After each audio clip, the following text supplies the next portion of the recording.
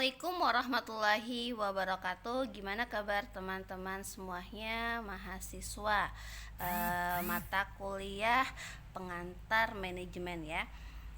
Pada kesempatan kali ini dalam video yang ibu buat ini kita akan belajar berkaitan dengan tema fungsi perencanaan dan pengambilan keputusan ya. Teman-teman pasti dong sering mendengar kata-kata perencanaan atau rencana. Nah, menurut teman-teman, rencana itu apa sih? Apa sih yang teman-teman ketahui tentang perencanaan? Ya, perencanaan ini biasa juga sering kita sebut dengan yang namanya planning ya, dimana suatu planning ataupun perencanaan ini merupakan sebuah proses yang dimulai dari penetapan tujuan, entah itu tujuan organisasi ataupun dalam hal tujuan pribadi individu itu juga bisa ya. Nah, untuk apa ya? Untuk menentukan strategi dalam mencapai suatu tujuan organisasi tersebut secara menyeluruh, serta dapat merumuskan sistem perencanaan yang menyeluruh untuk mengintegrasikan dan mengkoordinasikan seluruh pekerjaan organisasi hingga tercapai tujuan organisasi. Nah, itu adalah perencanaan menurut Robbins dan juga Coulter ya, pengertian perencanaan. Nah, jika menurut teman-teman perencanaan itu apa? Dan makna suatu perencanaan itu bisa dilihat dari 3 hal ya. Pertama, bisa kita lihat dari proses, fungsi manajemen, dan juga dari segi pengambilan keputusan. Jadi dari segi proses pengambilan keputusan dan juga dari sisi fungsi manajemen itu memiliki makna tersendiri daripada pemaknaan perencanaan. Jadi dari segi proses ini ya, segi proses, jika kita lihat dari sisi proses, maka perencanaan ini merupakan proses dasar yang digunakan untuk melihat atau memilih tujuan dan juga menentukan bagaimana tujuan tersebut akan kita capai ya. Itu jika kita lihat makna perencanaan dari sisi proses. Sementara dari sisi fungsi manajemen, maka perencanaan ini merupakan fungsi di mana pimpinan menggunakan pengaruhnya atas power yang dimilikinya atau atas wewenang yang dia miliki ya, untuk menentukan ataupun untuk merubah suatu tujuan dalam kegiatan suatu organisasi yang diampunya ya. Itu dari segi fungsi manajemen. Nah, jika kita lihat lagi dari sisi pengambilan keputusan ya, maka perencanaan ini merupakan pengambilan keputusan untuk jangka waktu yang memang relatif panjang ya. Atau hal ini memang pengambilan keputusan ini akan berdampak pada kegiatan bagaimana nantinya itu mereka akan melakukannya. Jadi dalam sisi pengambilan keputusan ditentukan kira-kira suatu perencanaan itu apa yang harus dilakukan gitu ya. Terus bagaimana bila kita melakukan plan A dan bagaimana bila kita melakukan suatu keputusan mengambilkan plan B itu misalnya ya. Terus dengan siapa kira-kira suatu rencana itu akan dikerjakan, prosesnya seperti apa, atau penentuannya bagaimana, sehingga nantinya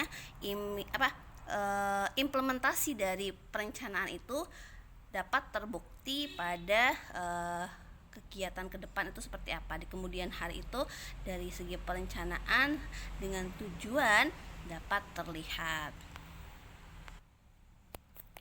Selanjutnya ya, di sini ada fungsi dan manfaat perencanaan ya. Fungsi atau manfaat perencanaan. Jadi fungsi atau manfaat perencanaan itu diantaranya sebagai pengarah suatu organisasi atau penentu, penunjuk arahnya ya, pengarah organisasi itu termasuk salah satu fungsi dari perencanaan. Selain itu juga dapat meminimalisasi ketidakpastian yang timbul dari suatu tujuan yang akan dibuat atau dibentuk oleh suatu organisasi ataupun suatu individu ya. Selanjutnya, manfaat atau fungsi dari suatu perencanaan itu sendiri dapat minimalisasi inefisiensi sumber dayanya, terus penetapan standar daripada proses melaksanakan suatu tujuan itu seperti apa ya. Terus bagaimana tujuan itu dapat terlaksanakan dan metode apa yang diambil. Dari metode tersebut dilakukan juga yang namanya nanti pengawasan supaya tidak lari daripada tujuan yang akan dicapai dalam suatu individu ataupun suatu organisasi. Dalam hal merencanakan sesuatu maka perlu adanya beberapa syarat-syarat ya. Jadi persyaratan perencanaan yang Ibu kemas di sini ada beberapa ya. Pertama adalah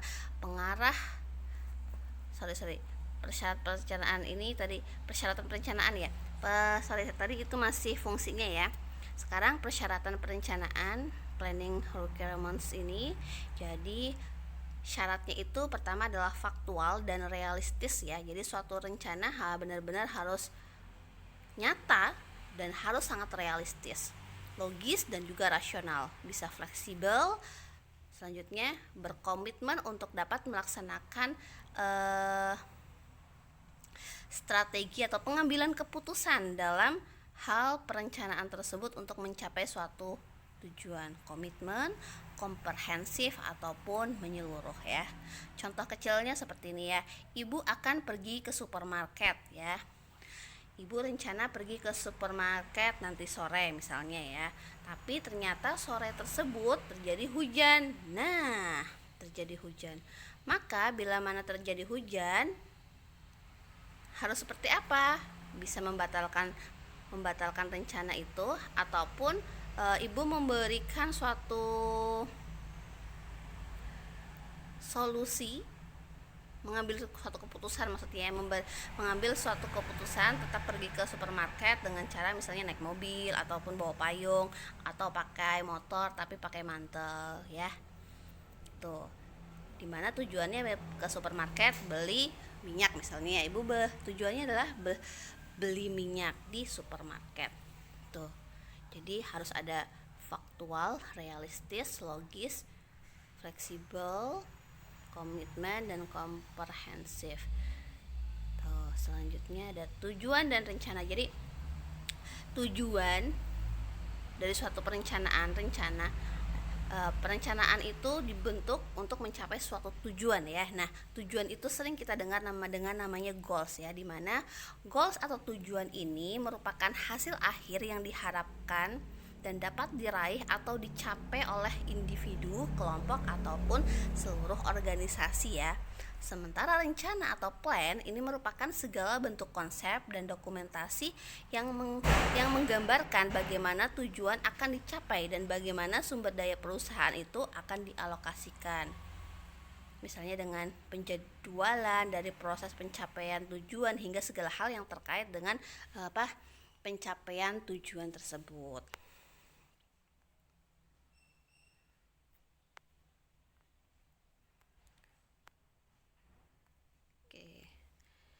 Ya, ini adalah contoh alat bantu perencanaan ya. Alat bantu perencanaan. Misalnya Mbak Sinta ingin lolos ujian BTA PPI. Rencananya adalah apa? Ingin lolos ujian BTA PPI. Maka tujuannya adalah ingin lolos BTA PPI. Maka perencanaan yang diambil untuk tercapainya suatu tujuan, pertama harus memulainya. Nah, memulainya ini dari apa? Misalnya belajar. Oke, belajar ini bagaimana?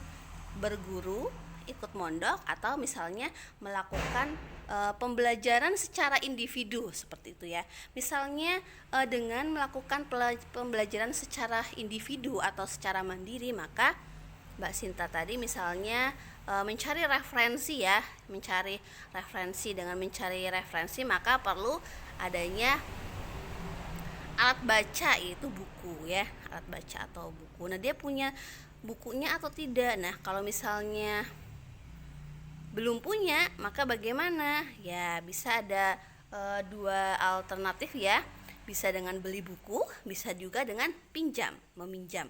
Nah, jika beli buku, maka nanti membeli buku yang diinginkan kira-kira bagaimana, terus kapan gitu ya. Nanti setelah mendapatkan bukunya seperti apa, setelah mendapatkan dibaca dan memiliki ilmu pengetahuan sesuai dengan indikator-indikator yang ada dalam ujian BTA PPI misalnya ya, maka dibaca, dipelajari hingga akhirnya tercapai suatu tujuan, lulus BTA PPI itu misalnya ya. Jadi ini merupakan skema contoh alat bantu suatu perencanaan. Sementara ini adalah contoh bagan Gantt atau suatu planning ya. Ini contohnya. Jadi dibuat 4 bulan, nanti dijadwalkan dibagi lagi menjadi 4 minggu. Ini contoh bagan dari Gantt dalam suatu perencanaan organisasi. Kalau ini perencanaan organisasi.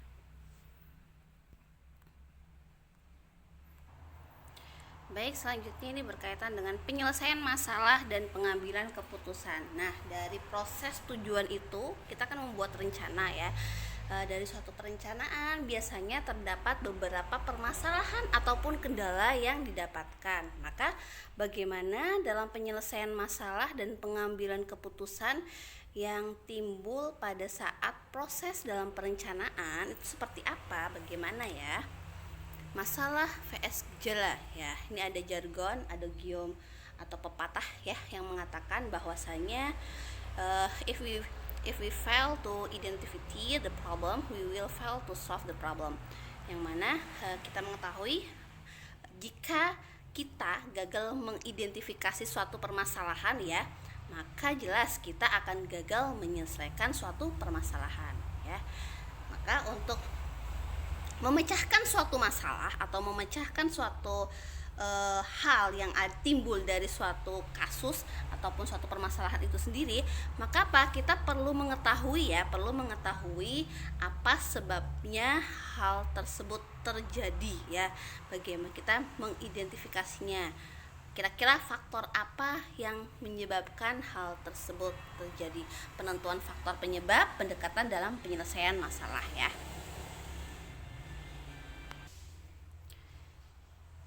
Jadi tadi ada pendekatan dalam penyelesaian masalah dan pengambilan keputusan atas alternatif penyelesaian masalahnya, yaitu bagaimana, seperti apa ya. Jadi di sini ada 3 hal pengambilan ada 3 keadaan, maksudnya 3 keadaan dalam pengambilan keputusan ya. Pertama misalnya keputusan yang diambil pada saat keadaan yang pasti ya. Pengambilan keputusan yang yang dapat kita ambil dalam satu keadaan pasti. Misalnya adalah hari ini hujan, ibu ingin membeli minyak di supermarket misalnya ya. Ya, itu adalah keadaannya pasti, hari ini hujan. Sementara ibu ingin beli minyak di supermarket. Maka keputusan yang ibu ambil adalah membawa payung bisa, atau pakai jas hujan supaya ibu tidak kebasahan, seperti itu ya. Itu keadaan yang pasti.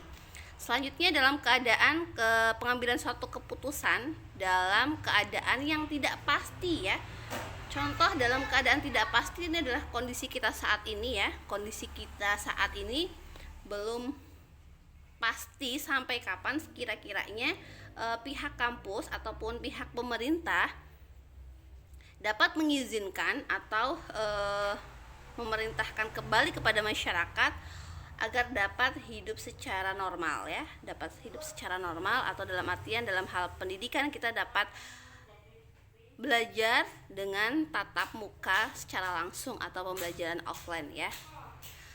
Tuh contohnya. Selanjutnya adalah pengambilan keputusan pada saat keadaan mengandung resiko ya, pada saat keadaan mengandung resiko.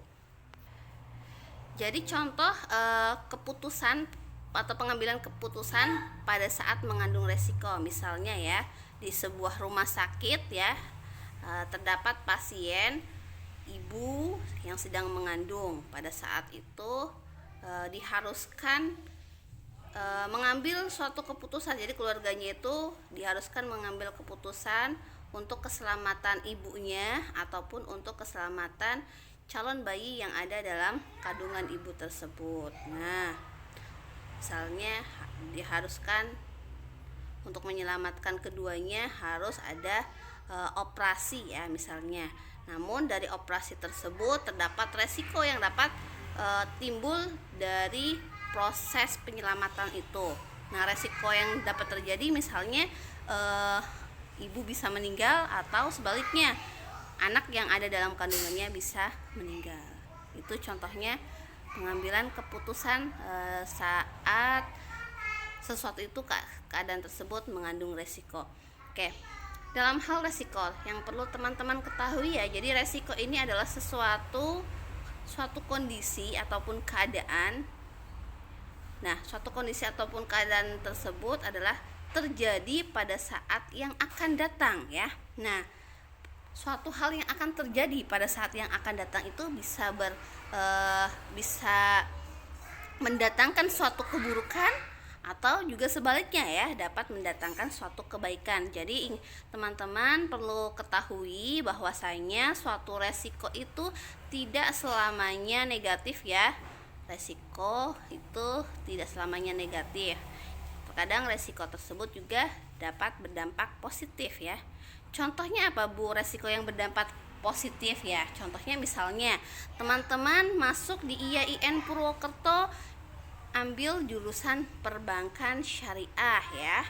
Nah, karena teman-teman belajar pada prodi perbankan syariah, maka dari beberapa keilmuan berkaitan dengan perbankan syariah teman-teman dapat menguasainya, sehingga di kemudian hari teman-teman dapat menjadi salah seorang pimpinan perbankan syariah. Itu contohnya ya. Nah, ini adalah merupakan resiko yang dapat diambil atau yang dapat terjadi kepada teman-teman semua karena memang teman-teman mengambil jurusan perbankan syariah. Jadi itulah salah satu contoh resiko yang memang berdampak positif ya. Itu salah satu resiko yang berdampak positif. Yang dampak negatif bagaimana Bu? Ya, kalau dampak negatif itu sudah biasa ya teman-teman, sering sekali banyak menjumpai. Oke. Selanjutnya di sini ada alur ataupun cara bagaimana proses pengambilan suatu keputusan ya. Jadi pertama itu adalah investigasi situasi ya. Dari investigasi situasi ini maka kita akan mengidentifikasi masalah ya, kira-kira kenapa, terus diagnosa penyebabnya itu bagaimana, terus identifikasi tujuan dari keputusan yang akan diambil itu seperti apa gitu ya. Itu untuk awalnya. Setelah teridentifikasi dan terdiagnosa apa penyebabnya, maka nanti menentukan hal-hal yang perlu diambil itu seperti apa. Jadi penentuan alternatif ya, penentuan alternatif itu identifikasi berbagai alternatif keputusan, evaluasi sebelum dilakukan pada tahapan ini. Jadi dalam penentuan alternatif itu setelah kita mengetahui masalahnya ya, masalahnya dan mendapatkan beberapa alternatif untuk menjawab ataupun menyelesaikan permasalahan yang ada, maka kita harus mengidentifikasi kembali bahwa jika kita mengambil alternatif A itu seperti apa, mengambil alternatif B itu bagaimana. Jadi itu perlu perlu dipertimbangkan, dan hal tersebut juga sama-sama perlu diidentifikasi ya sebelum kita mengambil keputusan akhirnya. Selanjutnya setelah penentuan alternatif itu, nanti kita menilai alternatif dan penentuan keputusan dengan bagaimana ya, dilakukan evaluasi dan penilaian alternatif yang ada. Setelah itu penentuan alternatif yang terbaik itu seperti apa yang harus diambil. Nah, setelah melakukan penilaian daripada alternatif yang akan diambil, barulah nanti kita akan melaksanakan suatu implementasinya itu seperti apa ya, implementasi untuk memecahkan atau menjawab suatu persoalan masalah yang ada. Setelah terjawab, setelah kita ambil keputusan tersebut, dilakukan juga suatu pengawasan ya. Jadi dalam implementasi dan pengawasan ini, maka kita harus melakukan suatu rencana implementasinya seperti apa ya, implementasi dari rencana yang telah dibuat itu bagaimana, terus melaksanakan pengawasan terhadap langkah implementasinya itu seperti apa gitu ya teman-teman. Ini tahapan daripada evaluasi alternatifnya. Nah, alternatifnya, apakah alternatif yang ada memungkinkan? Misalnya masalahnya adalah teman-teman ingin lulus ujian BTA PPI ya. Ada alternatifnya tidak? Misalnya alternatifnya, berarti alternatifnya adalah mondok. Yang satu mondok misalnya. Alternatif lain yaitu belajar sendiri misalnya ya, belajar sendiri. Kalau misalnya alternatifnya adalah mondok, nah, kira-kira nanti mondoknya di mana? Di sana seperti apa? Kedisiplinannya bagaimana? Pengaruh terhadap kuliah seperti apa? Itu juga perlu dipertimbangkan sebelum kita mengambil suatu keputusan. Jadi ada beberapa alternatif atas tujuan yang akan kita ambil dan dari permasalahan yang timbul daripada permasalahan yang timbul atas proses daripada tujuan yang akan memang kita capai itu seperti apa, seperti itu ya. Oke. Di sini ada keterbatasan dalam pengambilan keputusan ya. Jadi dalam suatu pengambilan keputusan terdapat beberapa keterbatasan juga ya. Di antaranya ada keterbatasan dalam pengambilan keputusan yang rasional. Ya, misalnya tadi teman-teman ingin lulus BTA, lulus ujian BTA PPI ya. Lulus ujian BTA PPI. Terus bagaimana teman-teman ambil keputusan mondok saja? Nanti kalau mondok akan dapat rekomendasi. Rekomendasi apa? Rekomendasi dari pihak pondok untuk dapat diluluskan ujian BTA PPI misalnya. Nah, keputusan itu rasional juga ya. Pengambilan keputusan yang rasional, karena kita mondok, kita dapat diluluskan. Nah, kok dapat diluluskan? Karena jelas dalam proses pengajaran transfer ilmu yang ada di pondok mengharuskan teman-teman memang belajar dan menguasai ilmu-ilmu agama ya, ilmu-ilmu agama, sehingga teman-teman dapat lulus ujian BTA PPI. Itu contohnya. Terus keterbatasan dalam pengambilan keputusan itu apalagi? Bisa ada keterbatasan sumber daya ya. Keterbatasan sumber daya bisa karena materi yang didapatkan atau dari segi tempat dan lain sebagainya. Itu keterbatasan sumber daya. Kelebihan informasi ya. Kelebihan informasi itu juga dapat mempengaruhi pengambilan keputusan ya teman-teman. Ya, kelebihan informasi. Jadi bukan kurang atau bukan hanya kekurangan atau keterbatasan informasi saja, ternyata kelebihan informasi pun dapat mengakibatkan suatu kendala bagi kita ataupun lembaga, bagi seseorang untuk mengambil suatu keputusan. Selanjutnya ada keterbatasan ingatan ya. Keterbatasan ingatan itu juga sangat mempengaruhi. Dan selanjutnya adalah masalah keahlian ya. Jika mengerjakan sesuatu, seseorang tersebut tidak memahami atau tidak memiliki ilmunya atau tidak ahli dalam bidang itu, maka hal tersebut akan menjadikan permasalahan ya dari suatu kegiatan yang akan dilakukan. Oke, ya itulah beberapa ulasan materi yang dapat Ibu sampaikan ya berkaitan dengan fungsi perencanaan dan juga pengambilan keputusan ya. Oke. Pada akhir slide ini ya, Ibu ada 2 soal nih, silakan teman-teman jawab. Nanti cara jawabnya di kertas aja ya, di kertas teman masing-masing. Kalian atau teman-teman yang pertama bikin 9 titik ya, 9 titik berjejer seperti ini. Dan yang seperti sebelah kanan itu teman-teman membuat 8 titik. Yang kiri 4, yang kanan juga 4 ya. Nah, tujuan yang ingin Ibu capai tujuan yang ingin Ibu capai dari ke-9 titik ini adalah bagaimana teman-teman dapat menghubungkan ke-9 titik ini ya. Bagaimana teman-teman dapat menghubungkan ke-9 titik ini dengan hanya memberikan 4 garis lurus. Dengan hanya memberikan 4 garis lurus, dan syaratnya adalah tidak boleh putus. Jadi yang 9 titik ini teman-teman gabungkan 9 titik ini dengan 4 garis lurus dan juga tidak boleh putus ya. Kira-kira bagaimana caranya? Dan yang kedua ya, sama saja ya. Untuk menghubungkan 8 titik, silakan teman-teman menghubungkan 8 titik atau 8 bintang, karena sini hampir kayak bintang ya. 8, anggaplah itu titik lah ya. Gabungkan ke 8 titik atau 8 bintang ini hanya dengan menghubungkan dengan 2 garis lurus dan tidak boleh putus. Nah, jadi sama-sama menghubungkan, yang 1 4, yang 1 2.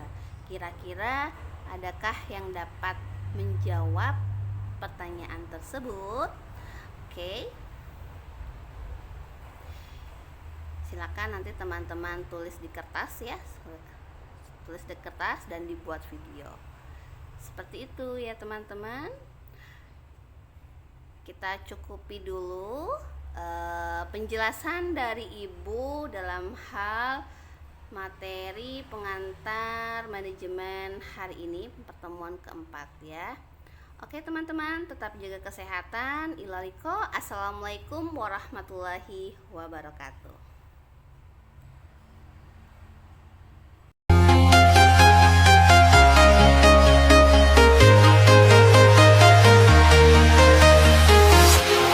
Walking alone.